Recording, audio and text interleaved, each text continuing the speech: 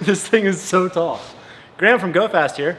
Let's talk about the new, well, I guess it's not new right now, but it's pretty sweet, the V2 RTT. Ready for a tour?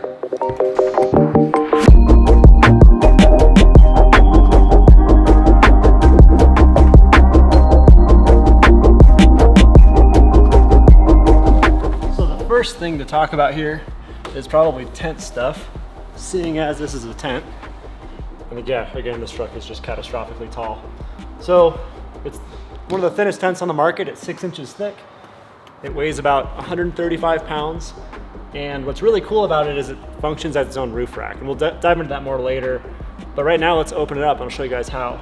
So we basically have these big paddle latches on the back that pop out like that. That's literally it. The tent's ready to open. So lift it up. The gas struts do all the work. On the new V2, all the gas struts are internal, which is a little bit cleaner than the former model. And every tent comes standard with a rear door and a side door on each side, and then front windows. So there's 5 ventilation openings, which is pretty awesome. So one additional thing to note while we're on the opening mechanism, each tent comes with a locking interface from the factory. So this little guy, pop it in, basically it locks to open it back up. Go there, spinner free, opened up. So that just keeps the paddle from being able to be opened. If you're somewhere where security is a concern and you don't want any pillow thieves stealing all of your bedding, pretty good way to do it. Or if you keep secret things up here, but now you're safe. So now that we're up here, we'll talk about actually getting up in here. I could just jump from here. On our old 4Runner, we had a back hatch ladder. Because this truck has like a little tailgate fold down system, I prefer running the side mounted ladder, which is what these little receivers are for here. So I'll show you how that works. But because there's so many options for getting up into a vehicle onto a roof, whether it's a hatch ladder, whether it's a ladder you already own, whether it's our ladder system, the tent does not ship from the factory with a ladder, so that is an optional accessory. But I'll show you our new V2, we call it the Mantis Claw ladder system here. It's pretty neat. So I'll hop down and show you. So the Mantis Claw system gets its name from the hooks. So you have these little prongs that come out of here, all pretty cool billet machine stuff. So in storage, it goes sideways, when ready to hook it in, it goes out like that. So what we always do, unhook the ladder and then start from the bottom. Like this. Because this truck is about as tall as trucks get, we're gonna go almost all the way up here.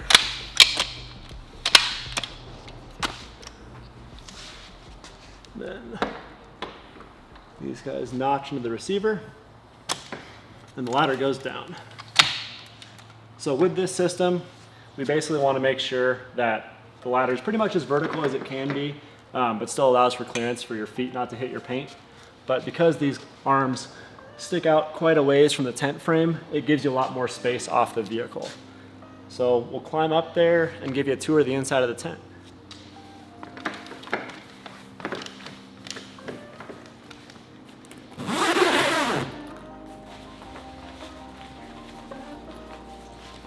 So all of our tents here have this exterior fabric door. All this external fabric is a UV stable 300D honeycomb ripstop fabric. So we basically zip this up. Now you can see that there is a full wraparound mesh door inside to keep out bugs and things like that. And then each tent has each door has 2 interior mounting hooks. So you can basically roll it up and hook it with carabiners to keep all the tent windows open. So what I'll go ahead and do is open every door and every window in this thing and show you how open it is when it's all aired out.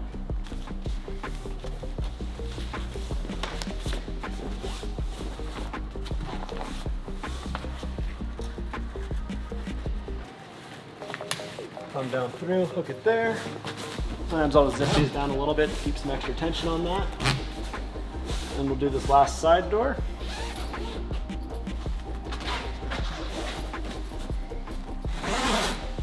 So you can roll it from the outside like this, but it kind of looks all jank, but it's fast. Or if you want to be like really in a hurry, you can kind of throw it on the roof like that, and sometimes it'll stick. But if you want to be a real pro, you roll it from the inside like this. It looks much cleaner and also makes a little less wind noise in case there's a breeze.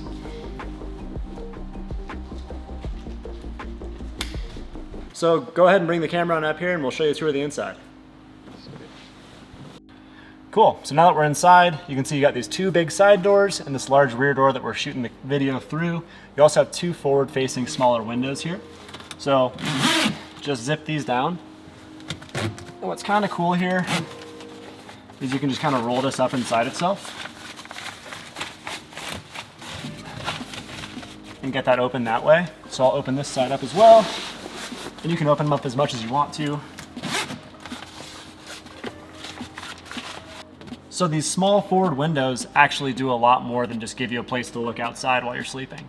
They allow for a ton of ventilation through the space. So by having airflow up at the front of the tent, you're able to push any breeze, promote any moving air in the space out through the main doors. So these windows actually add a lot more ventilation than even these big side doors do, as you're not going to get this air moving unless you allow ingress for other air to push it around. This tent is also a 4-season tent, so being able to camp in snowy weather, have snow loads on the roof, or having high winds are no issue. While we're up here, let's talk about the sleeping configuration. So I've camped a lot in this with my wife and our toddler, so you can really comfortably fit like a child and 2 adults. And you can also sleep kind of either direction. So a lot of times I'll sleep with my head down on the wedge or my head down towards the high point, just depending on wherever the vehicle really is facing. So I try to sleep uphill at all times. Up here in the nose, you can see there's a bungee.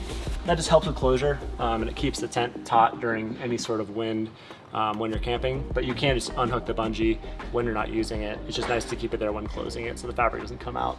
So the last area to cover while we're up here is kind of this whole roof system. So we have a polypropylene panel up here. It's really cool. It's a honeycomb composite, allows for a lot of light flow through. So when you're out camping and any sort of daylight is peeking through, you kind of get an ambient glow to wake with the sun, but it's not bright enough that'll wake you up if you're sleeping. So it just creates like a really nice ambiance and just doesn't quite keep it feeling like you're in a cave.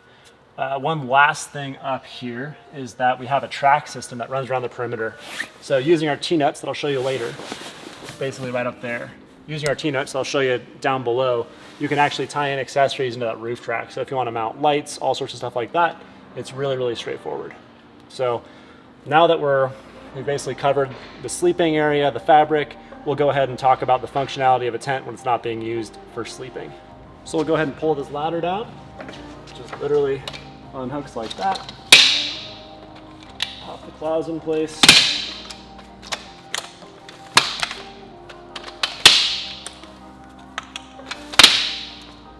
Perfect.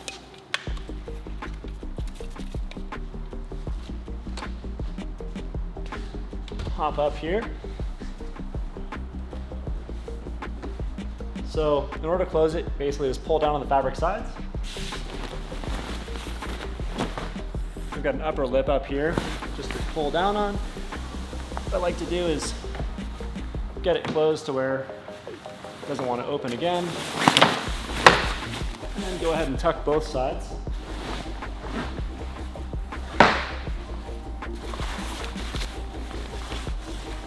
The cool thing about this tent is that I am able to close it with a lot of bedding inside. So I'll leave 2 down 0-degree bags, my little kid sleeping bag, and like water bottles, sweatshirt, pillows, that kind of thing.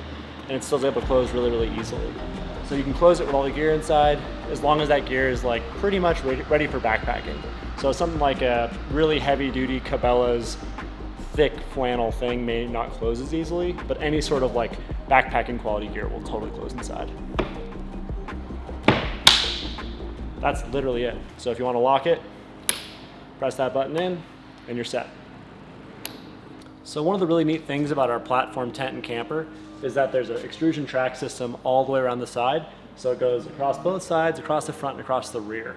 This enables you to mount all sorts of accessories like these ladder hooks or roof rack crossbars. So I'll grab a crossbar and kind of show you how this works in person. So this is one of our beef rack crossbars. We make a little track stud that enables it to work well with Thule accessories.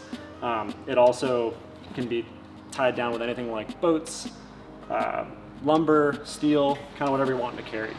So we'll go ahead and run this across the top and bolt it in.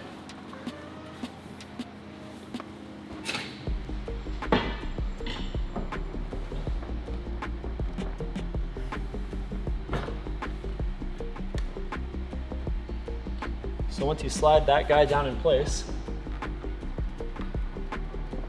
we'll grab 2 of our little track nuts and bolt it in. So we make all of our own little T-nuts, which are these little guys here.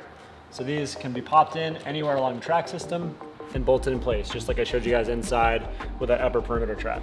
So on our roof rack crossbars here, go in there, slide it sideways. Go ahead and do the same here. Pop these guys in place and put a little Loctite, blue Loctite on these bolts before they go in.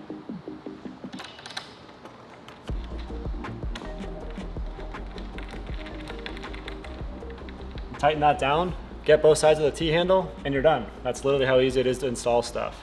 We also make an awning bracket that'll bolt into this side as well here, called a universal bracket. That makes it super easy to mount awnings, Rotopax mounts, kind of whatever you need to mount to this outer frame. So really robust system, runs the whole perimeter, and just adds to the modularity. So if you're wondering like, what kind of roof rack do I need to mount this thing to, or all my lights are already wired in, you can go ahead and wire everything into the tent too.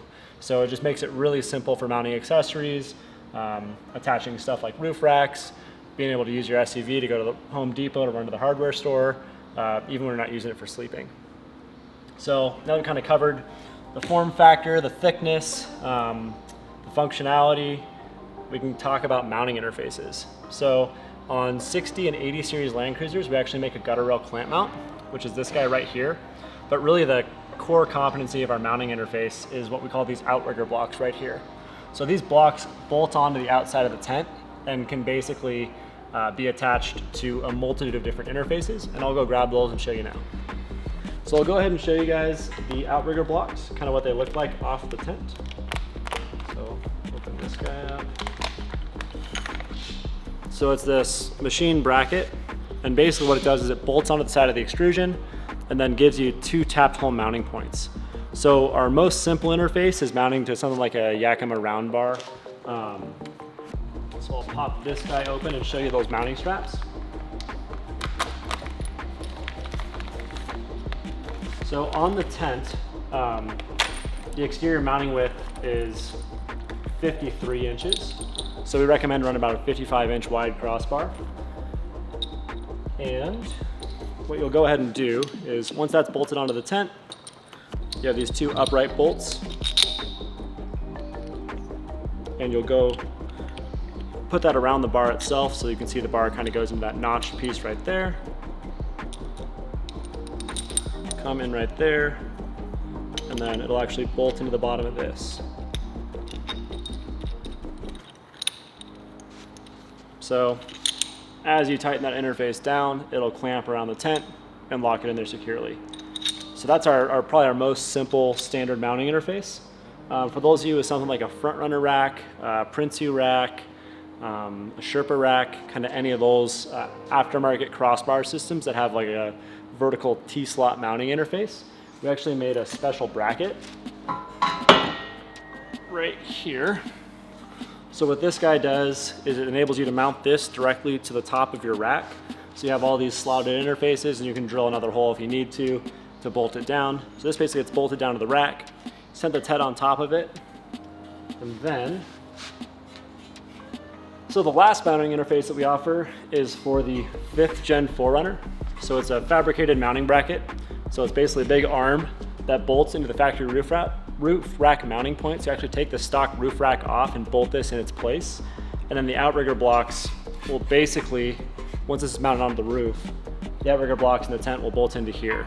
And in the link in this video, you can see guides to all these different mounting interfaces. We have videos on all of them. So whether you have crossbars, an aftermarket roof rack, we can pretty much get a way to fit the platform RTT on most vehicles.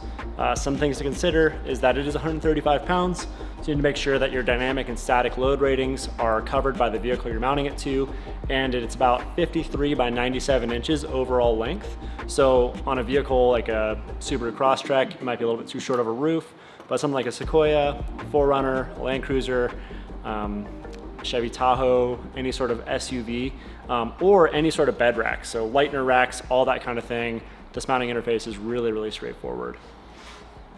And that about covers all of the mounting interfaces, covers the fabric tent body, kind of the sleeping area and sleeping arrangements, and the functionality as a roof rack when it's not being used as a tent.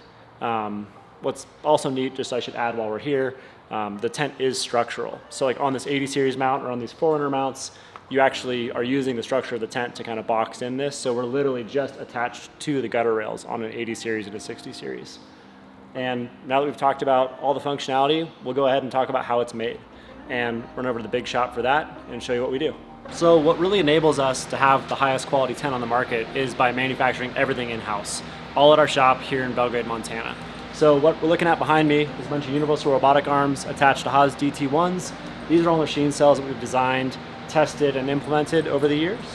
And this is what comes off of them. So all of our billet machine pieces, all of these ultra high quality parts that you really only see on like race cars, motorcycles, and maybe some gun parts. Really unparalleled quality, pretty much in anything on the market.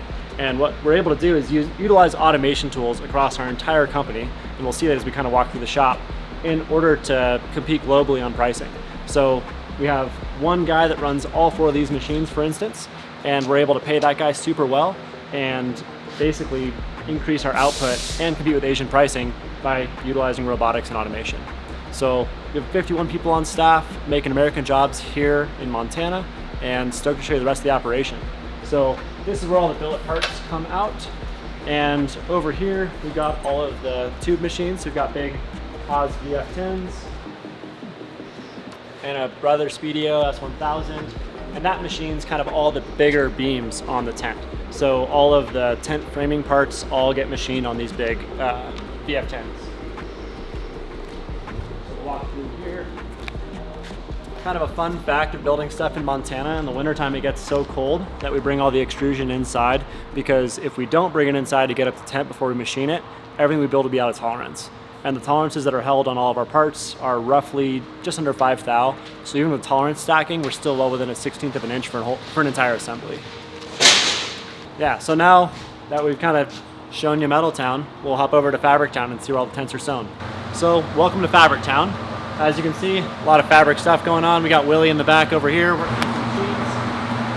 a production off week, so that's why it's kind of dead. But right here is a good place to show you. So our tent is available in 2 different fabric colors. We have this Tangerine Dream Orange and this Stone Gray, which is kind of a gray bronze. Both good options. Can't really go wrong with either. Cool thing about the orange is it allows a lot of light to come in when it's early in the morning. Kind of gives like a really bright glow, which is super nice. But all of our fabrics goods are sewn here in the States. So we do all of the sewing, heat pressing, welding. A lot of our fabric parts are seam welded and using adhesives, which creates really good waterproof barriers, and it's kind of constructed more like a raft than it is like a traditional rooftop tent or tent fabric in general. And that kind of sums up Fabric Town. So we'll hop over to assembly area and show you all the small parts that go into the tent. So now that we're over in assembly area, I'll show you some of the parts that are coming off this cart that go into the rooftop tent assembly. So this is the little paddle latches for opening and closing the tent.